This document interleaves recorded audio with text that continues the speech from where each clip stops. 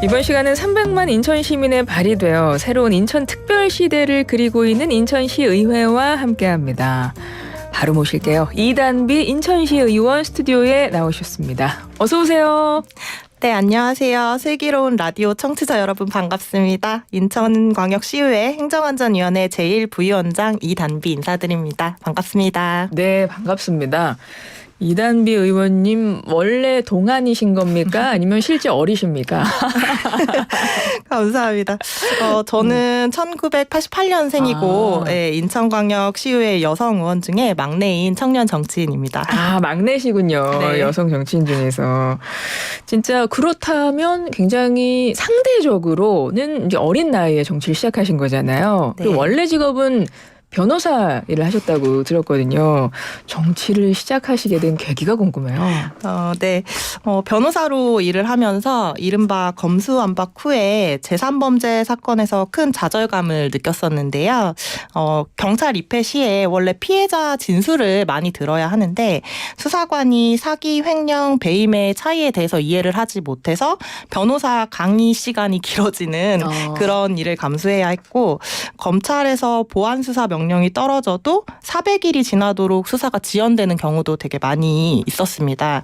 그래서 경찰의 검수완박 이후에 검수완박 이후에 경찰의 경우에도 사건 수는 증가했는데 인력은 부족하다라고 호소하기도 하고, 충분한 수기 과정 없이 몇몇 정치인들의 차익을 위해서 만든 법률이 민생에 타격을 준다는 생각에 지난 대선부터 사실 정당 활동을 시작하게 됐습니다. 네. 그러시군요. 지난 대선부터 검수완박이 그 계기가 된 거군요. 네. 그래서 제가 한국예술인복지재단에서도 변호사로 좀 근무를 했었는데, 제 고향 인천에는 서울이나 부산에 비해 예술인을 위한 법률 상담 창구라든지 제도적 지원이 부족하다고 생각을 하고 있었어요. 그래서 정당 활동을 시작하면서 정유섭 부평갑 당협위원장을 처음 만났을 때 인천광역시에서 예술인을 위한 법률 상담 창구 마련 등 제도적 개편이 필요하다라는 이야기를 나눴었고, 제 이야기를 들은 후에 이제 위원장님이 직접 지방의원으로 출마해서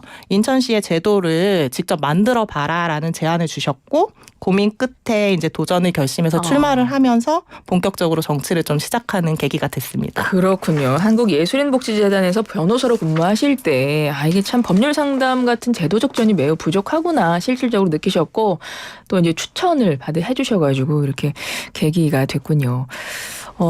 우리 이단비 인천시 의원님과 이야기를 나누고 있는데, 이 방송이 유튜브로, 저희가 YTN 라디오지만 유튜브로 보이는 라디오로 나가거든요. 네.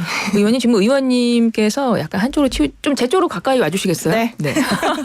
어서 오세요. 네, 고맙습니다. 그래서 또 넘어오셨는데요. 잠깐만. 네, 좋습니다. 딱 좋습니다.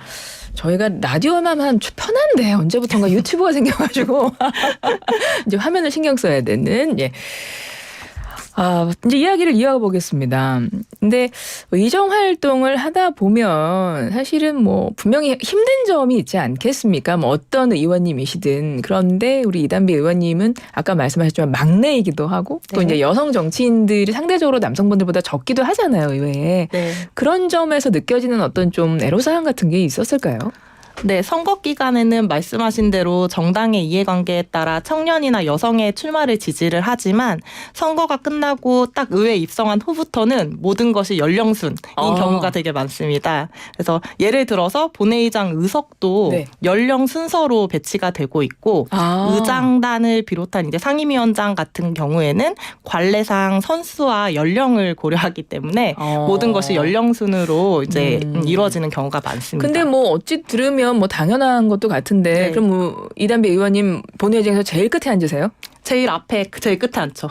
제일 앞에, 제일 끝에. 네. 제일 앞에, 제일 끝이면 제일 좋은 거 아닌가요? 뭐 어쨌든 자리를 이석을 해야 된다거나 이제 뭐 필요한 경우에 이제 이석하는 게 되게 힘들고, 사실. 그래요? 네, 그래서 이제 본회의 전체 시간에 이제 딱 그 제일 화면에 비추어지는 그 자리이기 때문에 이제 웬만하면 나이가 드신 의원님들이 뒤편에 앉으려고 하시죠. 아, 네. 그러시군요. 네. 그렇군요.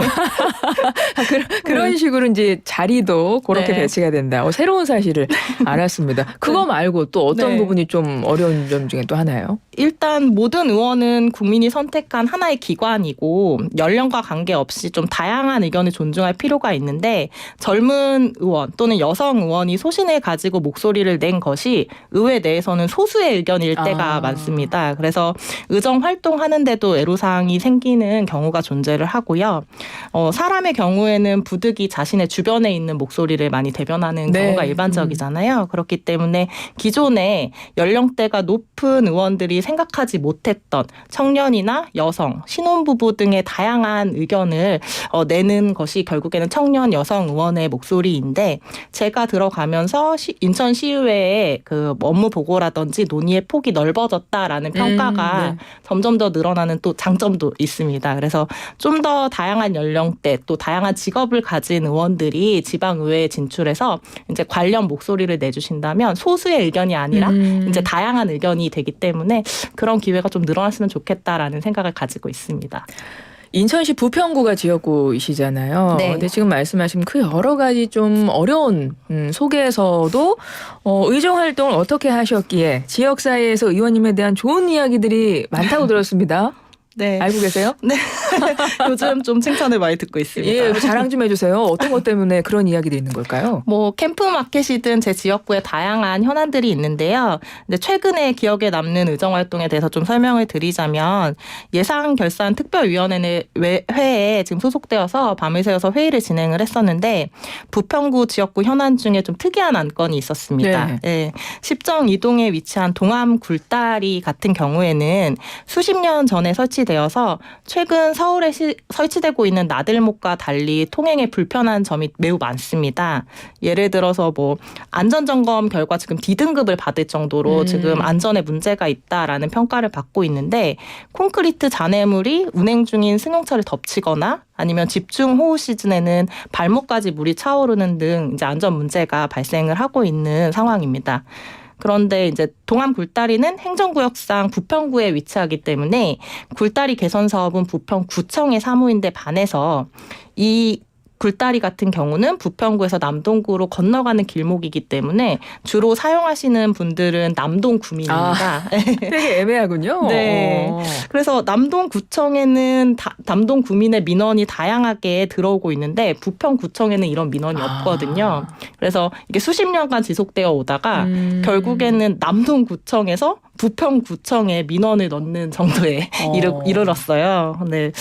부평구청에서는 예산을 편성할 때 민원이 없는 굴다리에 먼저 편성하기는 힘들어서 이게 계속 지연이 되고 있어서 이런 경우에는 인천광역시가 나서서 적극적으로 해결을 해야 할 필요가 있다라는 생각이 들었습니다. 그래서 제가 예산결산특별위원회에서 문제 제기를 하고 기조실과 협의 끝에 동암 굴다리 환경 예산을 특별 편성을 했는데 이런 게 바로 지방의회 의원들이 현장을 직접 방문해서 문제를 직접 보고 해결해야 하는 문제라고 생각했기 때문에 내 기억에 조금 더 남는 의정활동인 것 같습니다. 그러네요. 네. 부평과 남동구의 양 지역구에서 이러지도 저러지도 못하는 문제점을 이렇게 해결을 하셨군요. 그래서 이제 지역에서 이렇게 칭찬을 많이 받으시는 것 같고 의정 활동에 대해서 조금 더 여쭤보면요. 이게 좀 눈에 띄는 부분입니다. 우리 의원님께서 변호사 출신이셔서 그런지 법원과 법률안에 대한 이야기를 많이 하셨더라고요. 그중에서 인천 고등법원 이야기를 하셨던데 인천시 아직 고등법원이 없네요. 네. 광역 대도시 중에 유일하게 고등법원 없는 도시가 바로 인천입니다. 인천 같은 경우에는 168개의 섬이 존재를 하는데요. 인천에서 서울 고등법원까지 대중교통으로 평균 171.8분이 걸린다는 연구 결과가 있습니다. 근데 여러 섬으로 이루어진 옹진군의 경우에는 인천항에서 최소 1시간 10분이 걸리는 덕적도부터 최대 4시간이 걸리는 백령도까지 존재합니다. 그래서 인천항에서 다시 대중교통으로 서울 고등법원까지 이동해서 짧은 재판을 받고 돌아오면 당일 귀가가 불가능한 너무 상황입니다. 힘들죠. 예. 그래서 항소심 재판을 한번 받기 위해서 2일간 생업을 포기해야 하는데 옹진군 주민들 같은 경우는 생업을 위해서 이제 항소심 재판 자체를 포기하는 경우가 많다라는 연구 결과가 나왔습니다. 그래서 이는 사법 정의의 정면으로 방한하는 일이고, 그리고 만약 우리나라에 고등법원을 설치한다면 1순위가 인천이어야 한다는 것에 정부와 의회 모두 이견이 없는, 국회 모두 이견이 없는 상황이고, 이런 경우에는 국회에서 빨리 일을 해주셔서 인천고등법원 설치 법률안을 통과를 해주시면 인천 시민 그리고 인천 지방법원의 관할에 속해 있는 부천, 김포 시민들도 신속한 재판을 받을 헌법상 권리를 누릴 수 있기 때문에 빨리 개선되기를 희망하고 있습니다. 그렇군요. 그래서 인천고등법원 설립과 더불어서 해사 전문 법원 설립에 대한 이야기도 많이 하셨던 거군요. 지금 뭐 여쭤볼 게 너무 많아서 다음 조례 평생교육 지원 조례를 제가 여쭤보고 싶어서 바로 또 이걸 여쭤볼게요. 네. 근로계약서 등 평생교육 지원 조례를 발의하셨습니다. 이거 간단하게 설명 좀 부탁드릴게요. 네. 한국예술인 복지재단에서 변호사로 근무할 때 이제 예체능 전공 학생들은 비교적 어린 나이에 용역계약을 체결하기 때문에 그 일반 근로계약서보다 훨씬 복잡한 법정 내용을 담은 문화예술 용역계약서를 체결하다 보니까 소위 노예계약에 노출될 가능성이 매우 높더라고요. 네. 그래서 일단은 2023년도에 시범적으로 유유기지 인천에서 청년을 대상으로 문화예술 용역계약서뿐만 아니라 근로계약서나 부동산 계약서 그리고 뭐 저작권 등 생활법 교육을 한번 실시해 봤는데 이에 대해서 예상했던 인원의 수요보다 한 2.5배 이상 많은 신청을 받아서 만족도도 한 93% 이상의 실적을 냈습니다. 그래서 이런 게 조례로 법적 근거를 마련을 해서 인천 시민이 좀 이런 혜택을 받았으면 좋겠다라는 생각에서 조례를 시작하게 되었는데요.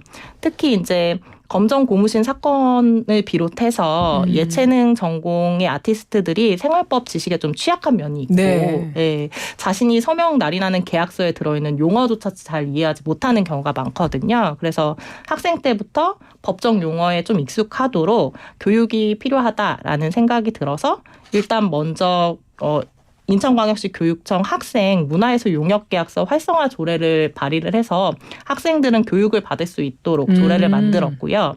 근데 이 조례를 만드는 과정에서 교육청 조례이기 때문에 학교 밖 청소년들이나 청년들을 위한 조례는 별도로 필요하다라는 의견을 들어서 그 조례를 준비하는 과정에서 좀 간담회를 열었는데 중장년층 시민분들이 본인은 이런 교육 못 받았지만 내 자녀들이 이런 교육을 받을 수 있어서 너무 좋다라는 말씀을 해주셨어요. 그래서 생각해보니까 인천 시민 누구나 원하시면 교육을 받을 수 있도록 한다면 더 큰 효과를 거둘 수 있겠다라는 생각이 들어서 평생 교육 조례로 만들었고 이번에 예결에서도 예산을 편성을 해서 인천 시민 누구나 원하시면 근로계약서나 문화예술 용역계약서나 이런 생활법 교육을 받을 수 있도록 프로그램을 마련하게 되었습니다. 그러니까 생활법 교육을 어디서 받을 수 있는 겁니까? 어떻게? 이제 평생교육진흥원에서 이제 올해부터 프로그램을 만들 것이고요. 그리고 이 프로그램을 만들면 인터넷이나 이런 인터넷 강의나 이런 거를 프로그램을 이제 찍고 또 지역에서 원하시면 지역에 찾아가서 교육을 실시를 할 건데요. 이제 지역에서 신청을 받아서 이제 가능하면 저는 이제 찾아가는 교육이 이루어졌으면 좋겠다라고 생각을 하고 있습니다. 알겠습니다. 우리 인천시 의회에서 나오시는 의원님들께 제가 끝으로 늘 여쭤보는 질문이 있습니다. 나는 땡땡땡 정치인이 되고 싶다라는 그 문장에서 땡땡땡을 좀 채워주십사 이렇게 질문을 드리는데요. 우리 이단비 의원님은 어떻게 대답을 해주시겠어요? 저는 제 이름과 같이 가뭄의 단비 같은 정치인이 되고 싶습니다. 네, 아버지가 이제 세상에 도움을 주는 사람이 되라고 지어주신 이름인데 제가 대학교 영어영문학과에 재학 중에 자기소개를 할 때 한국에서는 웰커밍 레인을 스윗하다라고 표현을 한다 이렇게 소개를 하면 외국인들이 한국어는 참 시적이구나 정말 아름다운 이름이다라고 감탄을 자아내셨거든요. 그래서 제 이름을 참 좋아하는데 현재 많은 국민들이 정치에 대해 좀 혐오를 느낄 정도로 실망이 가득 가득하잖아요. 그래서 이런 한국 정치판에서도 오직 국민을 위해서 열심히 일하는 의원도 필요하다라고 생각을 합니다. 그래서 저는 제 이름에 부끄럽지 않도록 아직 우리 정치에 희망이 있다고 전하는 담비 같은 정치인이 되고 싶습니다. 네, 뭐 이미 담비 같은 역할을 하고 계신 것 같고요. 앞으로도 더 많은 의정 활동 응원하도록 하겠습니다. 이단비 인천시 의원과 함께했습니다. 의원님 고맙습니다. 네, 감사합니다.